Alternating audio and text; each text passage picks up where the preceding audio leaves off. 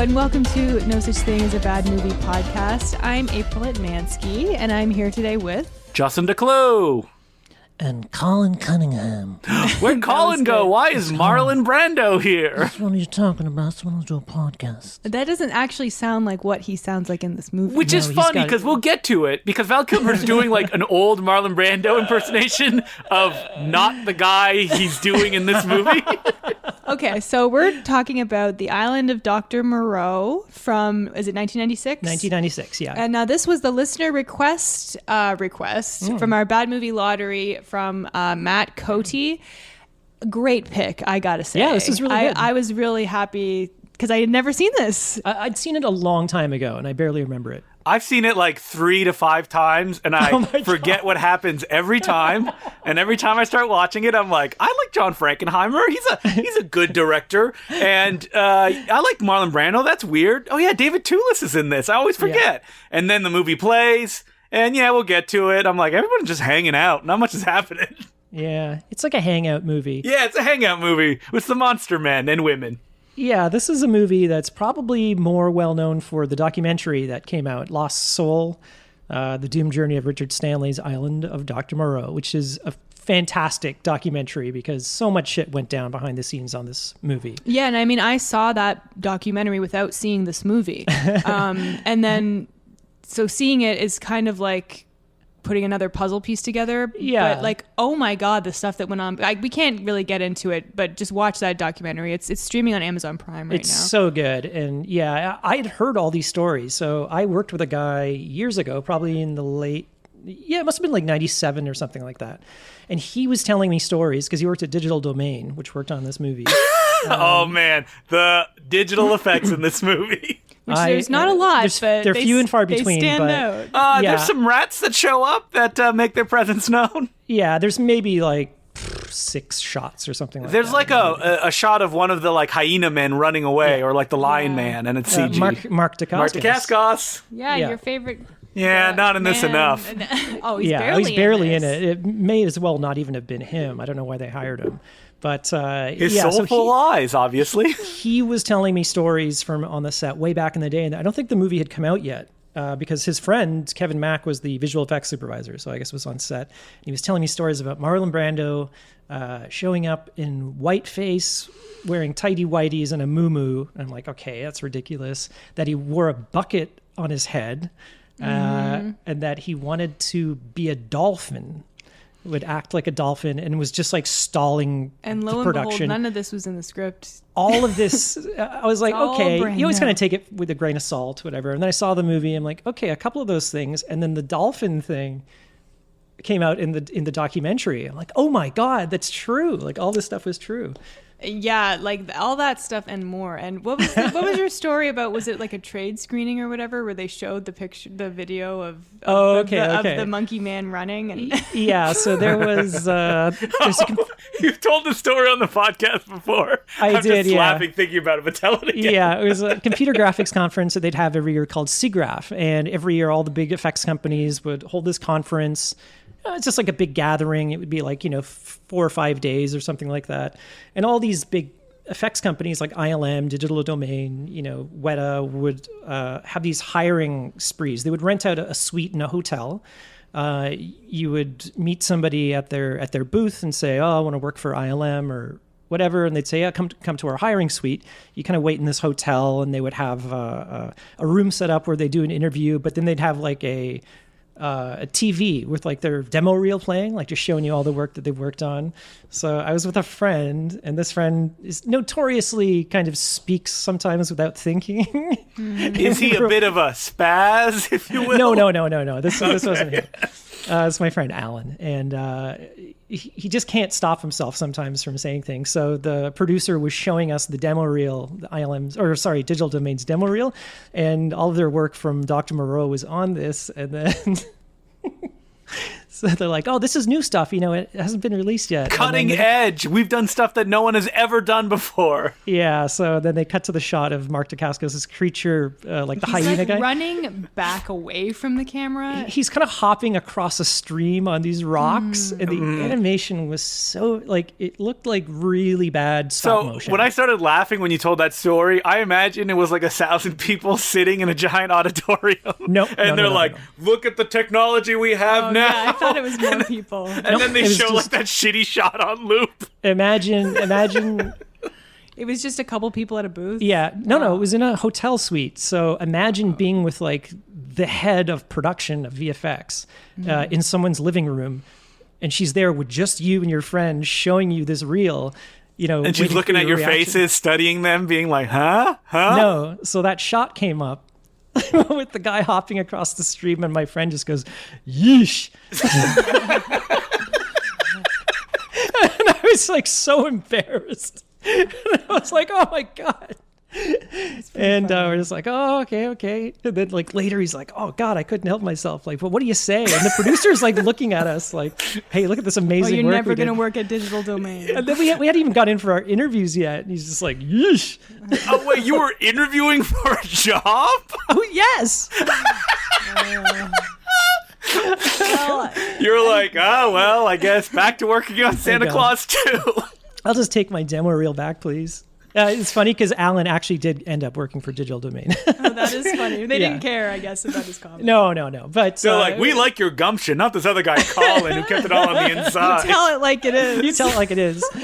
Yeah, like the classic trope where it's like, oh, I like you. You get a promotion for insulting me. Yeah, you're fired. Yeah, well, fuck you. Oh, I like your style, kid. You're hired again. Yeah. How'd you like to be my second in command? Anyway, so, Dr. Moreau. I actually really enjoyed watching this movie. I agree. The first 3/4 is kind of like baffling. Like, what is happening? What are they doing? What's the story? They're just hanging out, man. Yeah. There's literally a photo of like David Thewlis like leaning against a tree and Val Kilmer just looking off into space that I forgot to send you guys and be like, just hanging out. Yeah, it pretty much sums it up. I mean, when you know what happened behind the scenes, it makes total sense. Yeah. That they had to cobble together a movie. Wait, before we move on, I just want to say my claim to fame is I was at the same party as Richard Stanley once. What? I've been at the same party with Richard Stanley tons of times. I've talked to Richard Stanley. We were all at the same party. He was standing next to me. I just want to say I stood next to Richard Stanley once. Did he tell you about the like demon that he carries around with him all the time that gives him good luck? No, I didn't talk to him, but he still Richard wears Stanley, that. Still very wears that supernatural man. Yeah, he's like he reminds me of like a kind of Alan Moore type. He's a exactly. Yeah, he's a Wiccan. He carries around the soul of Marlon Brando in his medallion around his neck. And I know that like he got in over his head with this movie, but his version would have been so much better. They only gave him like 2 days, didn't they? They gave him nothing. Well, and then things went wrong that were out of his control. Like the hurricane happened. Like his assistant got bitten by a poisonous spider and her flesh melted off. Apparently, I hope she's okay. She may have lost her hand. And then the Brando didn't even show up when he was supposed to, so they had to shoot around him. Brando's daughter committed suicide right before the shoot. So again, these aren't his fault. But I think it just sort of came down to his directing style. It snowballed. And he rubbed certain people the wrong. And of course, it's Val Kilmer's fault because he just didn't like him, so he was pressuring the studio to replace him. Anyway, let's talk about the actual movie. Yeah, so try not to get into the behind the scenes. It's pretty much a movie that happens when two of your stars kind of take the production ransom, basically, or hostage. Well, John Frankenheimer was a jerk too, but then bigger jerks came in and bullied him. I think it was basically Richard Stanley's style of directing wasn't assertive enough, and all these sort of things started happening and piling up, and then you've got this asshole star, Val Kilmer, and then Brando just sort of walking over him. The studio hired him, brought in John Frankenheimer, who got like a 3-picture deal. He knew the studio was desperate, and I think it's like his wife prodded him on, like, get as much as you can money-wise, and he got a 3-picture deal and some crazy payday to do this movie. And judging from the actors in the documentary, like, he really wasn't into it. he was mean to everyone Yeah. and yelled at everyone. It's probably the producer told him, like, we need someone assertive to take control of this production that's just gone off the rails. And, like, he came in, like, barking at everybody. Clearly did not give a shit about the story, didn't really care, just saw it as a job to finish. He was kind of brought on as, like, a work-for-hire director just to... I mean, that's what John Frankenheimer has always done. He's like taken over tons of productions before and just finished them. Well, I mean, the one Frankenheimer movie I really liked that I think I've seen is The Manchurian Candidate. I think that's a fantastic movie. But other than that, I mean, It was he's got Ronin and Ronin was pretty good.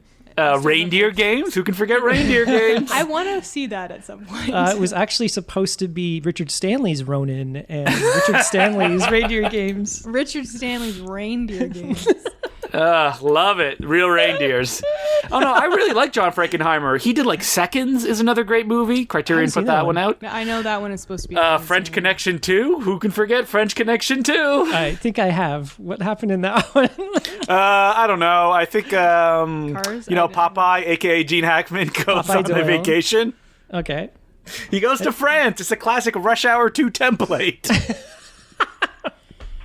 Okay, but getting back to the movie. I mean, John Frankenheimer kind of shoots it as dispassionately and, just efficiently as he can. Wide angle lenses here. Move the camera a little bit. That's it. Get out of everybody's way. There's way too many close-ups in this with wide-angle lenses. Oh, he loves those. That's his style. It makes everything look disgusting. Yeah, especially when you got like David Thewlis's face. I like, know, right and in I front of love David Thewlis. I do too. I but... did not want to see his face that close.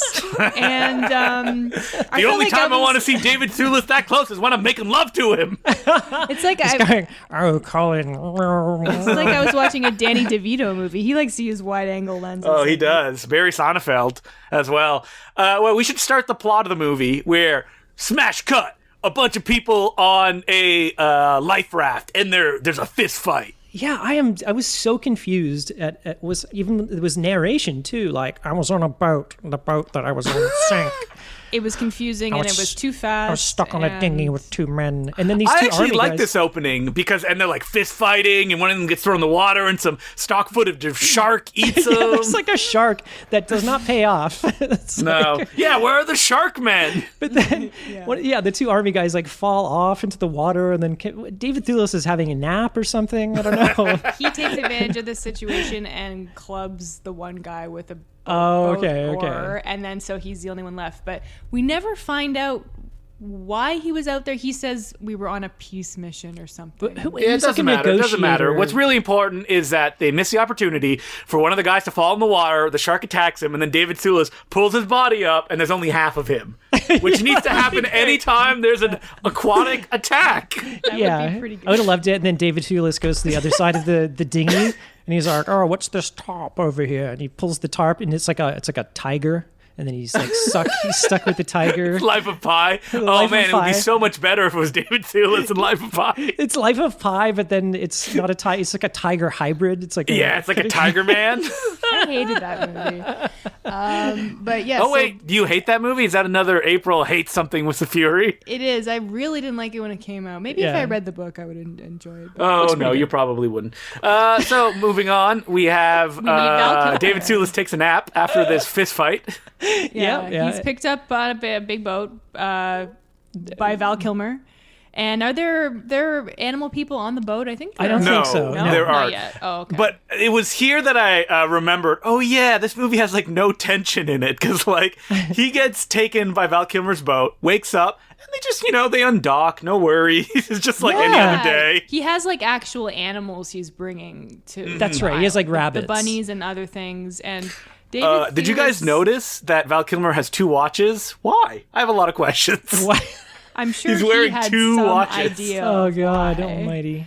But David Thewlis doesn't really seem to be like that particularly bothered until by a little later when he anything. realizes that he can't leave. His character is so baffling to me in this movie, and I don't know whether it just feels like things were cut. It feels like entire scenes are missing, but I don't know if that's the case though, because I don't know how He's just going with the flow, man.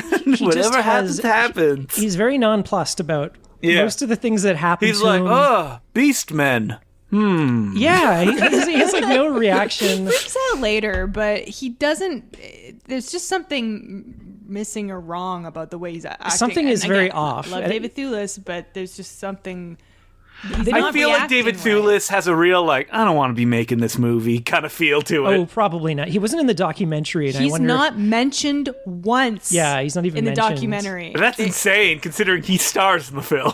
Yeah. Well, they talk about the guy who was cast as his role. They interview him. I think it was Bruce Willis first. Oh yeah, but they didn't get Bruce Willis. But No, I thought Bruce Willis was supposed to do the Val Kilmer role. No? Bruce Willis was supposed to be the leading man role. Okay. Yeah, and then that it makes was going sense. to, and then it was going to be James Woods As Val Kilmer. as Val Kilmer's Oh, man. role. Oh, I was going to say, if James Woods was in the David Thewlis role, he could have you- given some big reaction shots. But can you fucking imagine? You're directing a movie and your stars are Marlon Brando, Bruce Val Willis, Kilmer. Bruce Willis, and James Woods. What a nightmare. A nightmare. That would be three of like the biggest assholes like Well, you've as ever bad met. as Val Kilmer is, those other two are probably not easy to work with either. You know what? I feel like James Woods would at least try. Yeah. Bruce Yeah, Willis would I think be it would be napping. difficult. He would try. Bruce Willis wouldn't try, though. He would just not give a shit. And Yeah. then Brando in would the just, 90s, he would have tried. yeah, maybe. Have you Depends. seen Mercury Rising? No, I haven't. Ooh.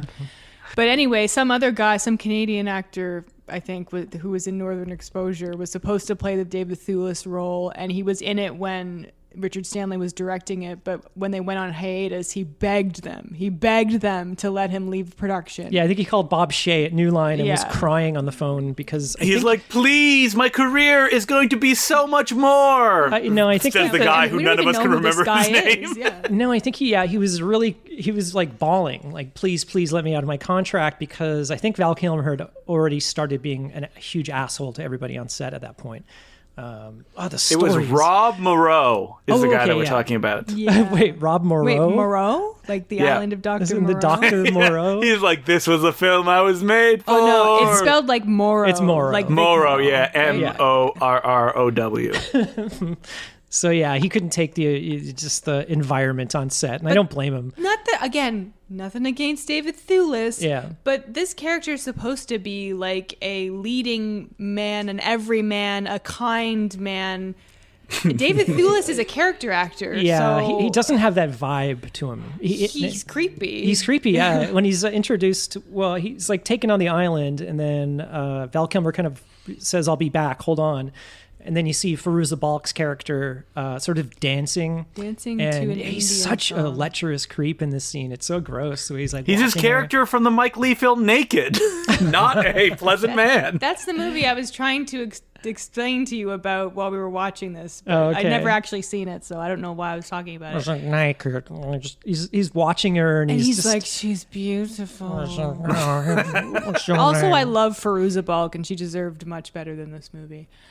I mean, don't you feel the sparks fly when David Thewlis and Fairuza Balk get together? And that's the thing. They don't even. So she's like, "You want to get off the island?" So she like pulls him away to the animal colony, which is not getting him off the island at all. well, they are chased. They make it to the beach. Yeah. Well, basically, yeah. Val Wait, Kilmer is that kinda- the part where you get like the best shot in the movie where it's like the operation room where like an animal person is giving birth? I think he sees that first and gets scared and runs Yeah, away. he's Yeah. like, oh, I mean, I would be scared too. I'd be like, ah! Val Kilmer kind of shows him to his room and locks him in, and he says, "This is for your own good."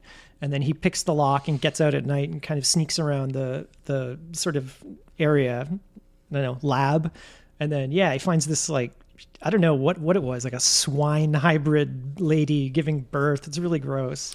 And Well- then Fairuza Balk's like, "Yeah, I'll help you get off the island." They make it down to the beach, but then they're They're What's really chased. funny about that scene is that like they see all that stuff, they run to the beach, and then Fairuza Balk stops because she sees like a dead rabbit. She's like, and it's like that's giving a all big this deal. weight. It's like we just saw like a monster yeah. birth. There's bigger things here going Well, on. the thing with that is apparently the human animal hybrids are not allowed to eat meat, which is insane to me. Then why are you breeding carnivores with humans. Well, yeah, they're not allowed to kill. This is my main question. Why are they doing any of this stuff? I know. It's kind of brushed over. To be God. He wants to all create... you need to say is like, oh, if we do this, cancer cells can be healed or something like that. That line is never even thrown out. They're just like, I want to make animals and people come together.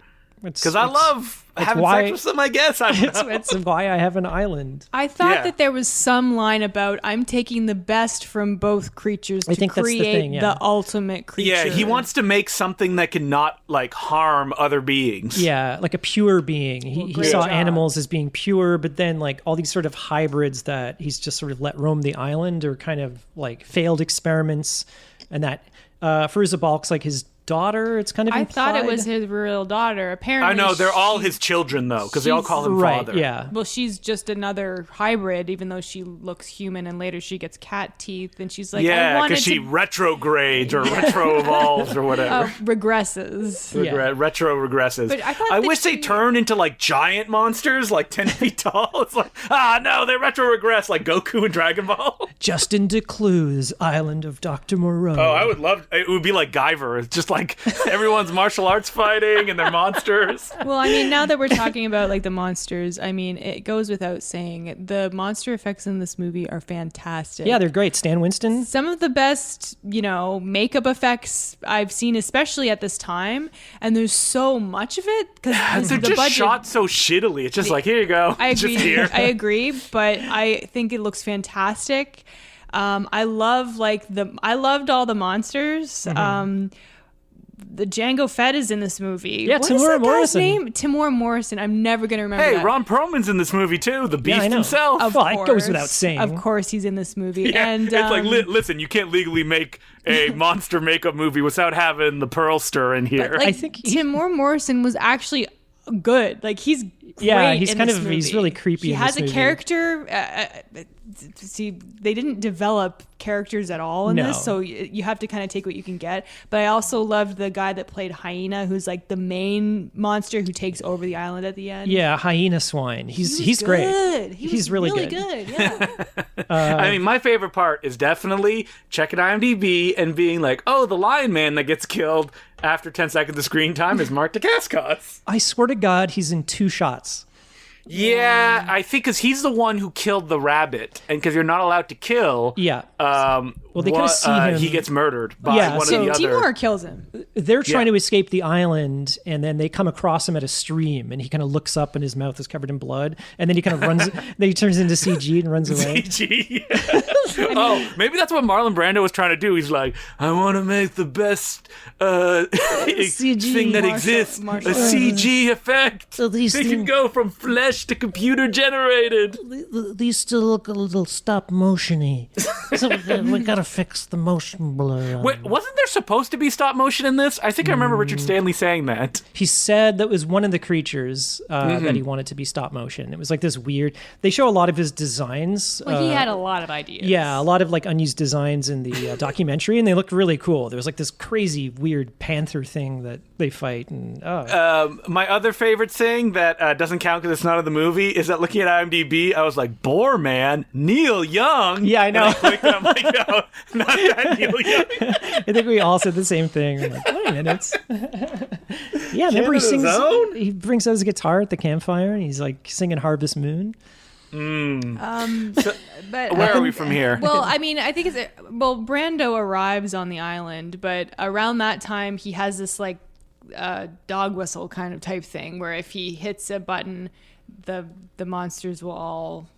It's just like a pain chip. He's got this medallion around his neck. So it's a big deal when Hyena realizes where his is and takes it out, and that's yeah, because he sees the burned body of Mark Dacascos. Yeah, I think not actually Mark Dacascos, him as a lion man. We're kind of jumping ahead. This is the first time Firuza Balk brings David Thewlis to this animal village, and this is the first time we see Dr. Moreau. And this intro is ridiculous. If you've hadn't seen any pictures of Dr. Moreau before this or what Marlon Brando looks like, it's absurd. I mean, it's really funny, and this movie is enjoyable. It's not boring or annoying. It is a little slow, but there's always insane stuff, and you're just like, why was this for choice made? the first half, I would say. Yeah, I really feel like the second I think the half, problem is the actually. film has no tension. So like Yeah. in the second half, you're like, what is going on? Who am I following? Like they didn't even bother doing like good animal people and bad animal people, if you want to go down that path, or like what are their goals? Like what's going on? See, I think that they did, but that didn't make it in the movie. I think Yes. that was in the script. Yeah, but probably. Yeah, but this is like Marlon Brando's intro, and holy shit. So he's wearing, this is like everything my friend told me. He's like in whiteface, wearing a giant muumuu, and like a, I don't know, it looks like a bishop's hat. And apparently, this is just what he was wearing. This has nothing to do with the character at all. This is just like the clothes he is brought him. from home. Yeah. Listen, it was hot outside, and he really wanted to put some sunscreen on, Well, at which this is, I point- believe, that's what they established because he takes Yeah. it off Yeah. at one point. But he has this big kind of like face wrap as well. It wraps around his head. It's like pantyhose or something on his head. He's I'm like, the Invisible Man. Cheesecloth. and he's got this ridiculous British accent. He's like, Ugh. Do it, Colin. Do it. I don't even. He's like, yes, kind my, of talks my boy, like it this." talks like this, like Yeah, the he sun talks and the- like this, which is really funny because Val Kilmer, like I said at the beginning of this episode, just does the classic Marlon Brando Yeah, later on. Later on, and you know he's just riffing, and that wasn't even in the script. and Oh it's man, just Val Kilmer is just riffing throughout this movie. Oh, At one God. point, he's like, "Hey, what did he win a Nobel Prize for?" He's like, "I don't know. He invented what did he say? Not Scotch tape. It's something like that." Oh, yeah. oh, like Velcro. He invented Velcro. Oh wait, I forgot to point out something else that really set this in time. Right at the beginning, when the opening credits happen, I'm like, God damn it! What am I watching? Spawn? And it's like these are Kyle Cooper opening credits. Oh, are they really? Yeah, I know what you mean. You can tell. Yeah, it's like the super fast like montage. Super fast cutting. Yeah, It's like that whoa, was his style. needle going into vein. You know, Yeah, that was very 90s. blood cells. They did Mm. something like that in like The Craft, even. Speaking of Fairuza Balk, like it was just the style at the time. Yeah, it was. I mean, yeah, Kyle Cooper 7 was huge. It's just funny that all of his title sequences, I mean, a lot of them look the same. Yeah, they're very identifiable. This movie, though, I feel like it needed more new metal. Did it have like a crazy soundtrack, though? No, I don't think so. Did it have the All the hits fake, from the island of Dr. Moreau. Was that the movie? Megadeth. The movie we were watching that had the fake Thomas Newman cues. Was that it? Oh, what was that movie? I think that was Moreau. We Oh, watched yeah, it the it other was. night. Because I'm a big Thomas Newman fan, Mm-hmm. as some of you know. Wait, you are? I love his movie scores, and he has a certain sound. He's very minor, and he has reoccurring themes that come up a lot. And I was like, this sounds like Thomas Newman, and it's not. I don't think it was anybody famous. It's very recognizable, and I'm like, this is music that they use constantly in movie trailers. Wait, Yeah. what are the great Thomas Newman scores? Oh, well, Wall-E is fantastic. I really like The Green Mile, and American Beauty is pretty famous. He recently did 1917. Is that Yep. movie? Yeah, he did He 1917. did a lot of Sam Mendes movies. He did the music for Skyfall. Yeah, he did. He did It Road looks to like he does a lot of Perdition, Steven Soderbergh. I don't associate those films with great soundtracks, but maybe I just don't have April's ear. Okay, who does? I'm not who being did- sarcastic. Yeah. Who did this movie soundtrack? I'm looking it up. It's nobody that I recognize, that's for sure. But I just knew the musical cue because I'm like, I've heard this 100 times in movie trailers. Dun, Someone dun, named dun, Gary dun, Chang. dun, dun, dun, Oh yeah, dun, the guy that dun, did a dun. bunch of. He did Double Team. He did Under Siege. Ooh, classics. So man. they probably got him for cheap. Oh, so he's probably won so many Oscars. So where are we in the movie at this point? We are at, let me see, bad CGI. Has a medallion that causes pain. Well, I oh yeah, guess okay. it- So then they bring David Thewlis back to the ranch, back to the old ranch, and then I guess it's the first time that we have like Dr. Moreau introducing all the creatures. At the Yeah, dinner he's like, table. "Here are my sons," Yes, and I'm like, these are "When my I-" sons. He's like, this is Azazel. And then it's Tamura Morrison's character, and you kind of see all the other people that he has like dressed up in tuxedos and suits, and And his mini-me, of course. now this mini-me. played by the Rat Man himself. Wait, what is his name? I had it in front of me just a second ago. Nelson De La Rosa. He was a famous star in, I think, South America or something like that. Spanish? I don't know. He spoke Spanish. I don't know. But He was a star. He was. All I know is that he was in the Italian film Rat Man. Oh God. Oh. So yeah, he was a huge star. I think one of the producers saw him on TV, and they wanted to hire him for the movie, and then Brando saw him And fell in love just with him. fell in love with him and wanted him to be his sidekick, and I guess had the production like make mini props. So there's one scene where Brando's playing like a grand and piano. mini costume versions of Brando's weird Everything costume. Brando is wearing. I love it. It's so funny, and they had to build like What a little. if he is the one, the little guy, showed up wearing that costume, and Brando's like, "Well, I need one of those now." That would be interesting. But then the little guy's his costume is like a thimble on his head, and his robes are made from like just a dusting towel because he's so small. He doesn't get killed later, does he? I don't know what think happens to so. him. Because No. when Brando eventually gets killed, I think he just runs away. Probably Because he's in every scene with Brando. Oh, he's his double. They got to kill him too. Yeah. If that's the case. Maybe test audiences loved him so much that if they shot him dying, they're like, "Well, we can't have this appear on screen." Yeah, that'd be too much. So obviously, yeah, he's the inspiration for Mini-Me from Austin Powers. Holy crap! It's just so. This is the real Mini-Me, not Yeah. this imitation, much taller Mini-Me. Mm-hmm. Rest in peace, Vern Troyer. Rest in power, I mean. I don't know. He was kind of weird. Were you taking a moment of silence, Colin? I am. You're like, I'm just pouring out some of my beer here. oh yeah, his last few years. Whoo, boy. Do not read up on them. Yeah, I just remember like reality shows. And, Yeah. and being. You got to make money somehow. Yeah, it's true. Okay. I don't really remember like how we get to the third act of this movie, but like shit starts to really hit the fan. Well, yeah, they have because of the dead rabbit, they realize that one of the animals has like eaten the rabbit, and there has to be a trial. Somebody kind of points out like Mark Dacascos and says like he was the one who did it, the cheetah man. And there's a big trial the next day in front of everybody, and then they find him guilty, and Tamora Morrison just shoots him in the head with something. Yes, as we mentioned, With something, he's like, Colin. I thought you it's a gun. I thought that's what you Guns are wanted to do. dangerous. No, but he had like some spike in his head or something. Like it was this weird. Oh, I thought they had a gun because Marlon Brando's like, "Where'd you get that gun?" I don't know. I I have thought a it's feeling. established later that the animals don't get guns until they take over the island. Yeah, like Tamora Morrison has this. It was almost like something that you'd kill like a Maybe it a was cow a with. nail gun. Yeah. Yeah, like I forget what those. Anyway, as we mentioned, he's dead, and they burn him. So the whole thing Rest in is power, like Mark you can't Dacascos. kill animals.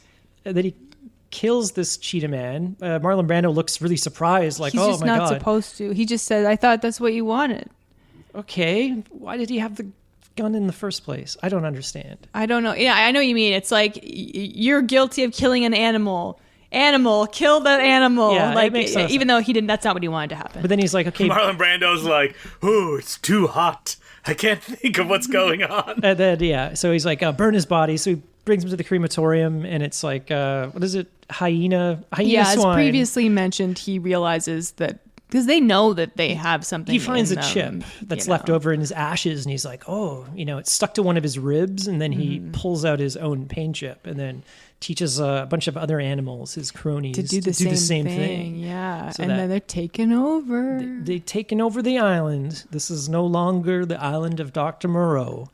And like in the story, it's mentioned that Val Kilmer is like drugging these animals and giving them like shrooms and shit. Well, it shows him doing it. They're all kind of Yeah, lining he's up. giving them like injections It's to keep to them keep them from retrogressing. and from getting any ideas, I guess, about being too aggressive or taking over the island or something. But he just keeps them doped up all the time. And of course, and then he says that he takes it Then too. later we see him take it. And he's like, "Yeah, it's good stuff, man." I really can't remember what happens, but how do we get to Brando being killed by all the animals? Because Marlon The Brando animals just kind of show up in his house, and he's like, "Hey, animals, how's it going?" Oh yeah, and then they like intimidate him. But And Marlon then Brando, he's really not in this movie very much. No, he's like in as it we know him. We feels don't like he's know in why. 3 scenes or yeah, something. like because he wasn't really available to film, and then when he showed up, he barely wanted to film at all. So that's just what happened. So we skipped the scene where Fairuza Balk is like, I'm turning into a manimal, and she shows like her pointy teeth.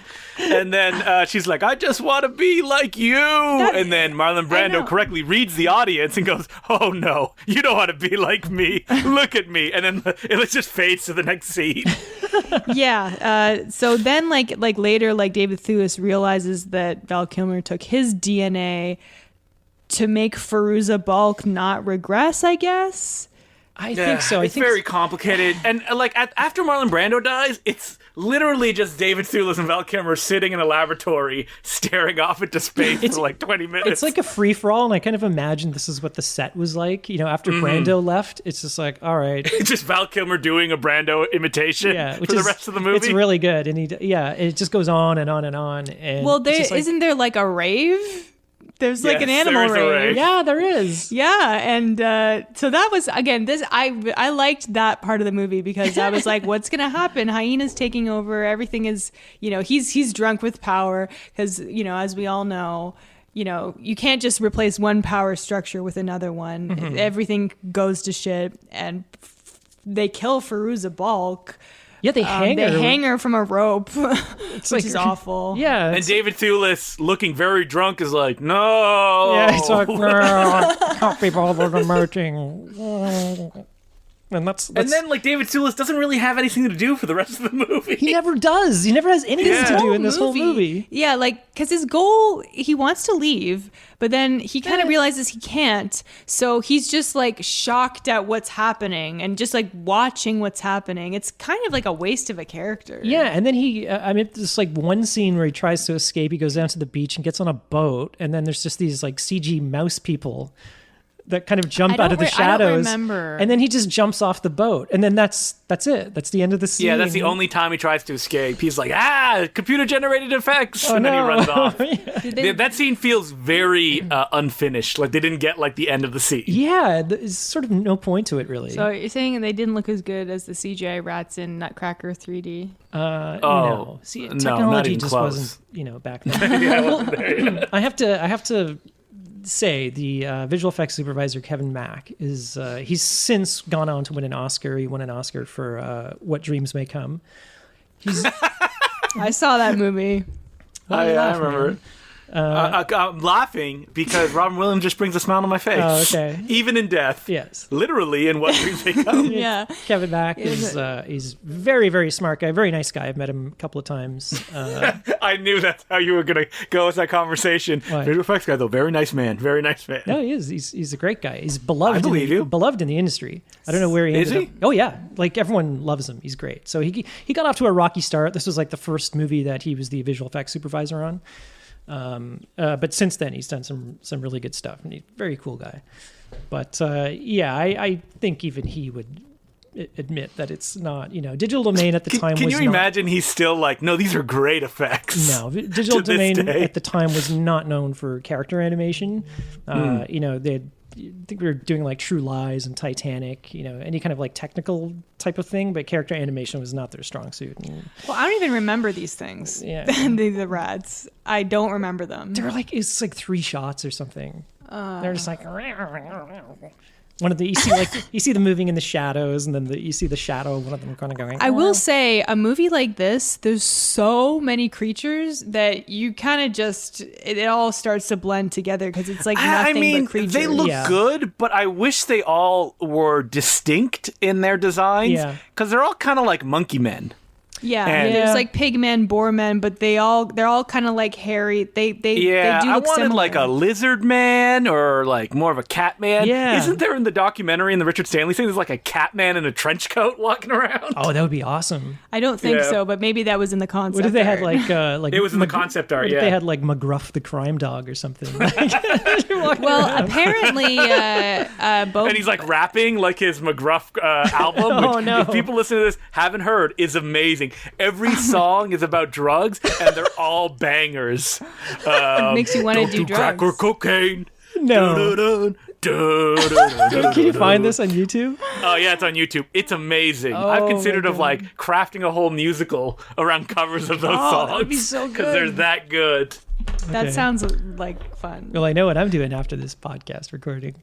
Drugs. That's what he's doing. Just like McGruff the crime dog was arrested for, and I'm not joking. Well, you know that happened, right? What? The guy who played McGruff was arrested for like drug possession Why is and that like owning. always the case with The these. guy who does this voice. He was sentenced for 16 years for drugs and weapons crime. Oh my god. Oh, he spoke the words, but he didn't listen. Yeah, he didn't live the life. Didn't take them to heart. He had 27 weapons, including a grenade launcher. Oh my God. Good lord, that's a lot. And he also had 1,000 marijuana plants. I'm guessing he didn't have a license for that grenade launcher. Nope. An McGruff unlicensed. has a lot of enemies, okay? Wow. Well, maybe everyone's mad at him for starting the war on drugs. Yeah. Yeah, I mean, he's going to end that war with that arsenal. Jesus Christ. Okay, Colin, what did you like about this movie? Well, you know, the character design was pretty cool. I mean, the design, but not the effect. I said the effects. You said I the said effects. the makeup. You already kind of took that. I actually like Tamora Morrison and the hyena swine. I think hyena swine especially, he kind of becomes the big bad at the end, but his performance is really good. Well, the thing about Tamora Morrison's character is that they say he's supposed to be a dog. Yeah. But he doesn't really look like a dog. He just looks like a guy with half dreadlocks, half like gray hair with like a fake nose with in a tuxedo. Is this the set of Nightbreed? Am I on the right set? Yeah, No? it looks like just that hang kind of around thing. here. Yeah, it looks like Yeah. when you mix too many types of animals, that's when they get to all look, He's a very mutt, samey, just I like guess. McGruff the crime dog. Jesus Christ. Yeah, he's a mutt. I'm glad I'm me, because I'm glad I'm me. My life is really great. These are actual lyrics. If this turned into a musical, that would be pretty cool. Yeah. Someone's got to have made a musical of Dr. Moreau. Yeah, I feel like it want lends to itself. celebrate. Yeah, I mean, we haven't really talked about Val Kilmer because he gets kind of just killed in the most like laissez-faire way, just shot. That's it. He's done. Yeah, No one he's cares. really drunk, and then they just shoot him in the stomach. He's and like then- just floating throughout this movie in scenes where he clearly doesn't care. So it's like, again, his character doesn't really make any sense because you feel like he doesn't want to be there.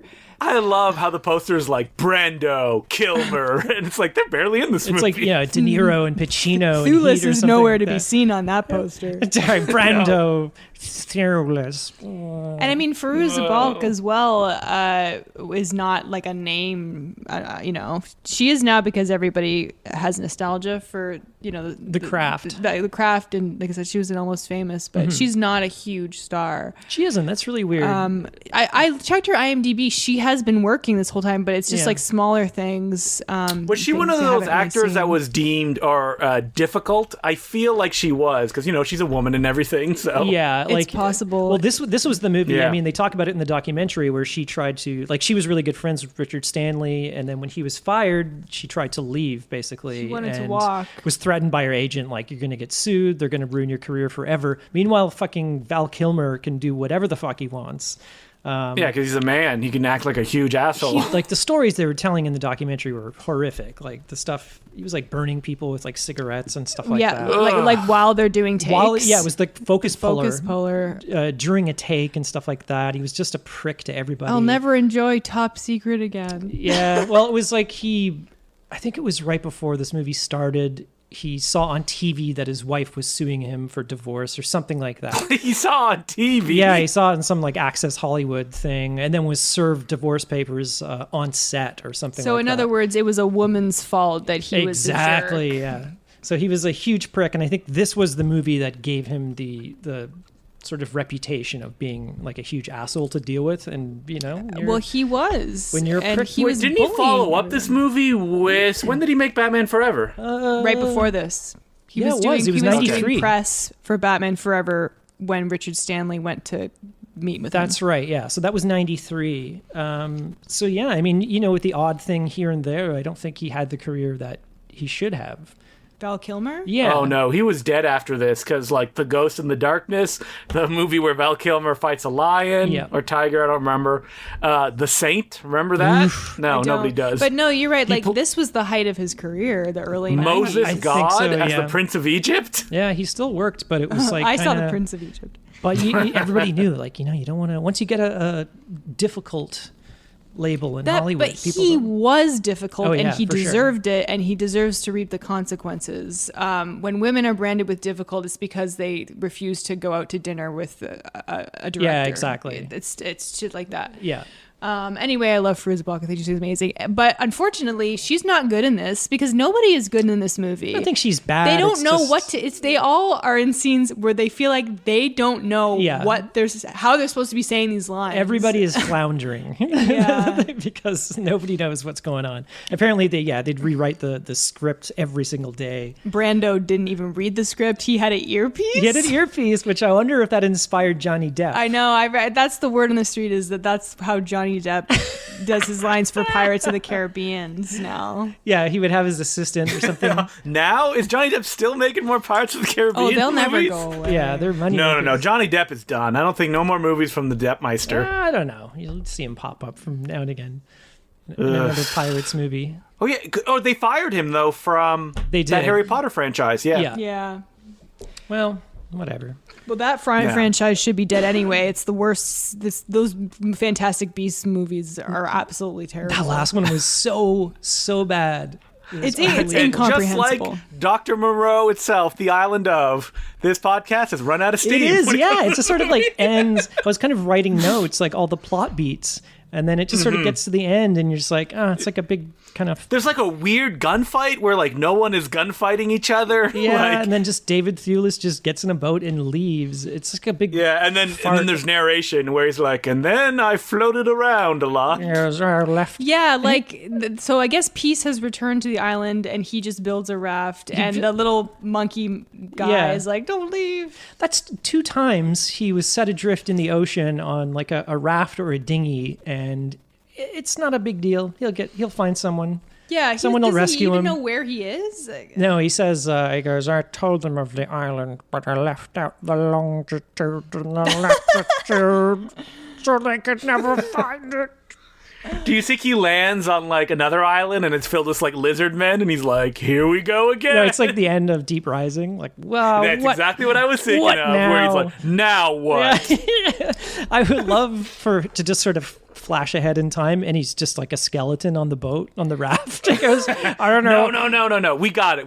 It's a DTV sequel to Deep Rising starring Treat Williams and David Thewlis. Was he in Deep Rising, David Thewlis? No. I've never seen this. No. But it's their characters because David Thewlis has run into these monster men before. I know how to deal with this.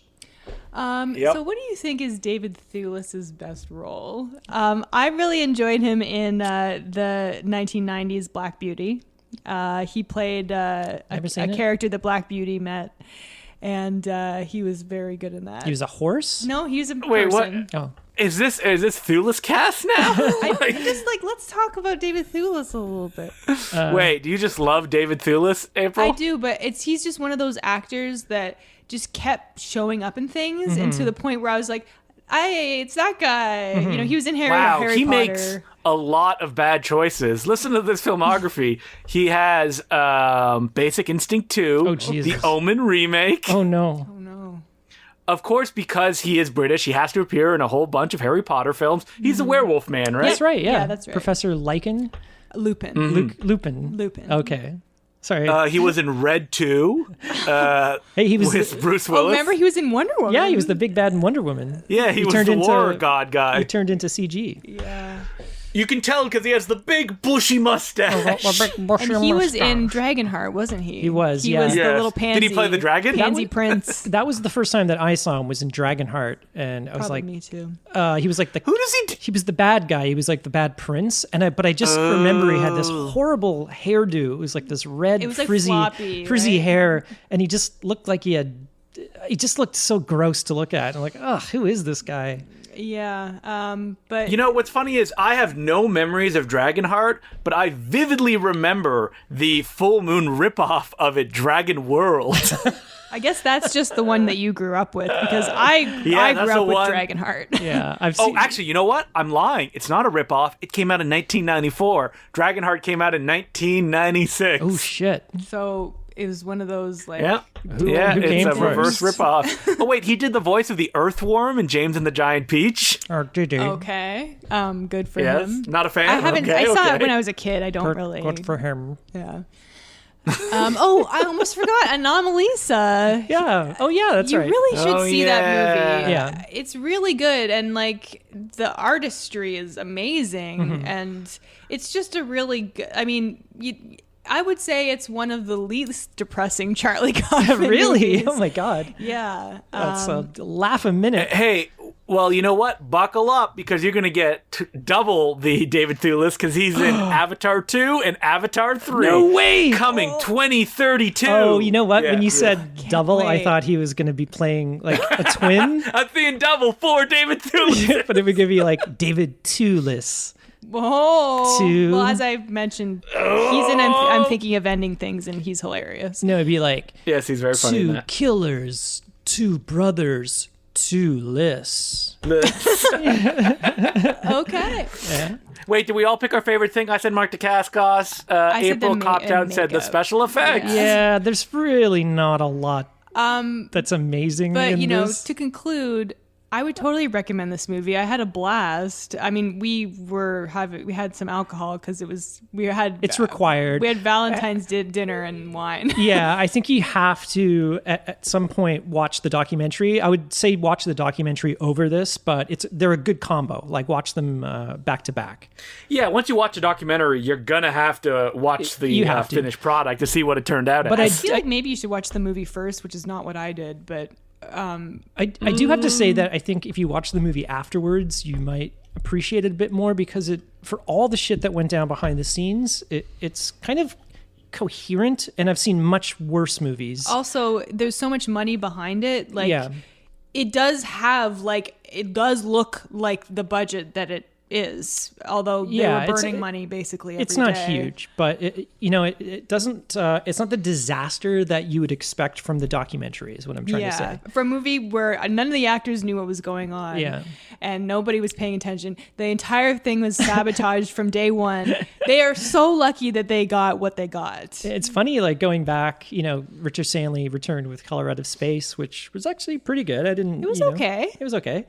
You wouldn't mind seeing his take on Dr. Moreau again. Well, I have a comic book to sell you then. Oh, really? Colin. What? Yep. Was it a Richard he Stanley die? comic book?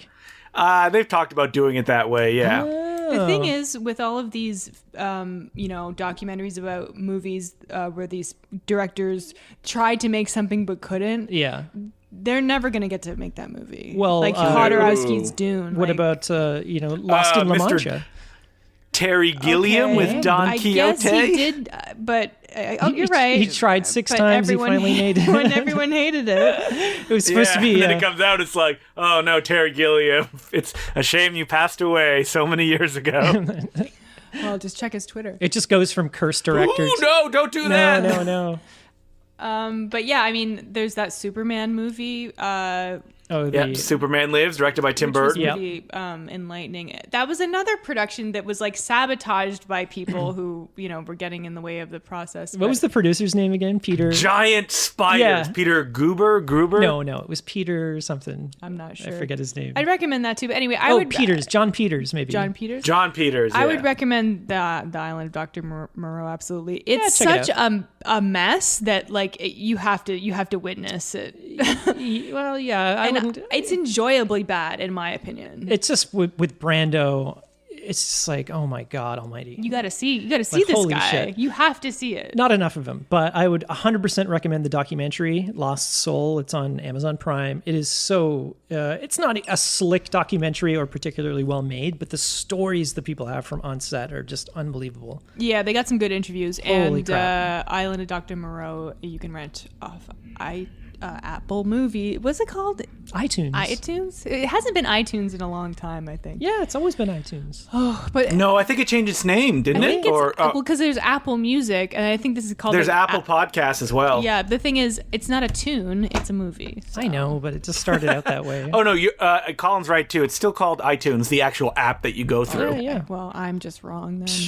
Whatever, man. Okay, well, thank you for listening, and thank you to Matt Cote for the amazing recommendation. Also, this clocked in at an hour 40, so it was a perfect length for a movie.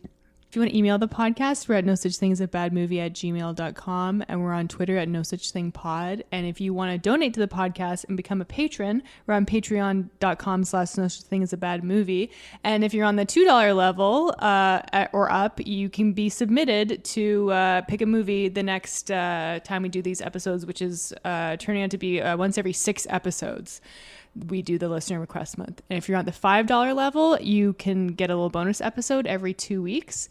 And we're going to be doing a very special Q&A episode for patrons as soon as we hit 200. And I think we're at 186 right now. So we're getting there. We're getting pretty close. So thanks to everybody who joined and all our new Patreon subscribers. I mean, if you're a new listener and you're not a Patreon subscriber, don't you want to hear Colin talk about Wolverine Origins, which he worked on? Or Spawn. You can only listen to that on Patreon. Did we do Spawn as a Patreon A episode? full-length episode on Spawn is a Patreon exclusive. We could do another one on the movie The Wild, the Disney movie that I was in. Oh, yeah, well, you do a voice. I worked on it and do a voice of one of the characters. It's actually on Disney Plus right now.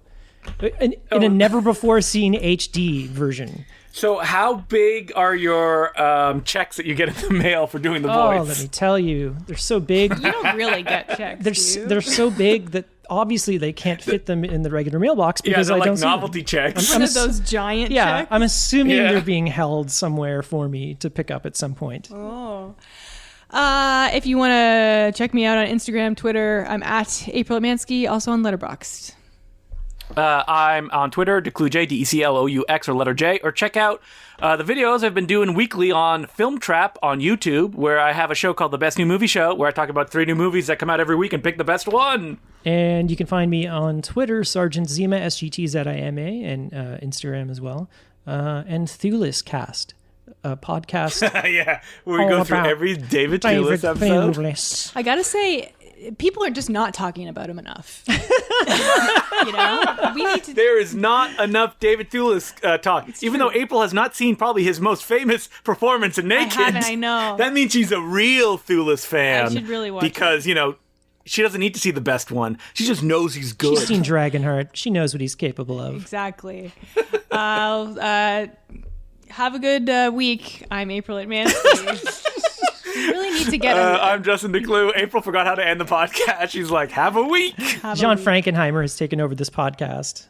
I don't know how to end it. He's putting it back on the rails. Hey, what were the 3 movies that he got after this, directing this movie? Ronin, maybe? Wasn't it? It was Ronin, Reindeer Games, and wait, let me look. John Frankenheimer. Sorry to derail. He should do Frankenstein. Frankenheimer's Frankenstein. That was his dream project. There's a guy on Twitter that I follow, John Frankensteiner. And he has a lot of... You know what? I was right. It was Ronin, Reindeer Games, and that's it. He made a TV movie called Pass to War. Oh. And he died? that's all maybe there is. Maybe the 3-picture deal included Moreau. Because he wanted to make Moreau. Yeah, that's my passion project. Anyway, let's I love gambling. I need jobs. Let's sign off. Okay, I'm Colin Cunningham. And remember, there's no such thing as a bad movie. Wait, did all 3 of us sign off already? We already did it before. Yeah, we did. Sorry. Wait, did we figure out that man is the true animal? Oh, man is the true manimal.